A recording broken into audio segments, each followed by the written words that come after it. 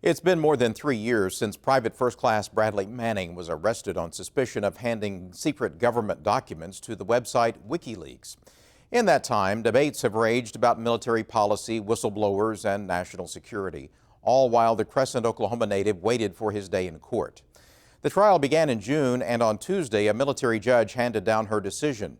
Guilty on 19 counts, but not guilty on 2 others, including the most serious charge of aiding the enemy.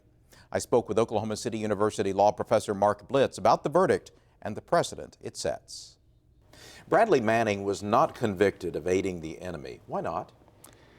My understanding of the aiding the enemy argument, the premise of the argument that the government made, that Manning should be found guilty of that, was that although he didn't have contacts in al-Qaeda, he wasn't passing information directly on to members of an enemy organization. Because he made this information available to WikiLeaks and then it was disseminated, and he did that knowing that among the massive audience that would then have access to the information, you'd have enemies of America, you'd have al-Qaeda operatives, that therefore he aided the enemy. We're going to have to wait until the judge actually provides her reasons for the decision to find out exactly what the rationale was for the judge in the military trial. The finding itself suggests, it signals that she wasn't persuaded that that's good enough to find that someone aided the enemy. Simply making information available to the public with the enemy out there is not something that should count as aiding the enemy. Again, we'll have to see what the reasoning was. It could be more nuanced than that. So how much does the impact on national security, or the perceived impact on national security, factor in these cases? I think that it's in the background. There wasn't a discussion. As I understand it, the court didn't allow a significant discussion on whether or not harm was actually caused in certain ways. Those arguments will come up during the sentencing phase. That's my understanding of what happened. But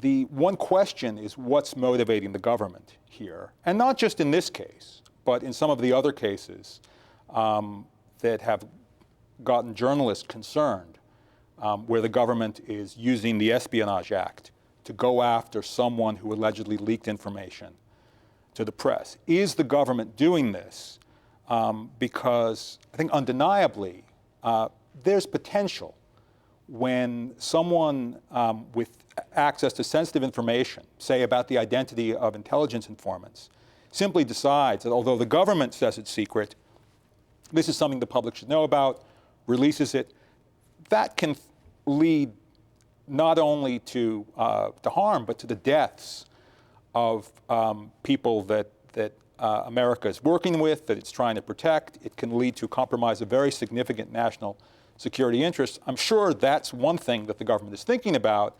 The concern, I think, among many journalists, advocates for open government, is that sometimes just being used as an excuse.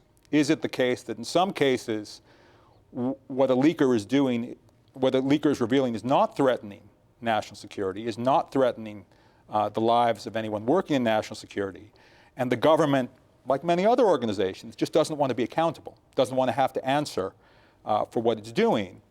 And so the difficulty is, how do you strike that balance?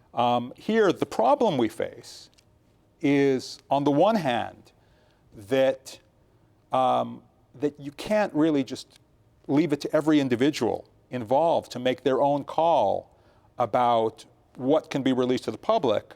Sometimes they don't know enough to know whether or not something will threaten national security. On the other hand, can you trust government itself to just make that judgment behind closed doors? We're going to have to leave it right there. Professor Marc Blitz from the Oklahoma City University School of Law, thank you. Thanks.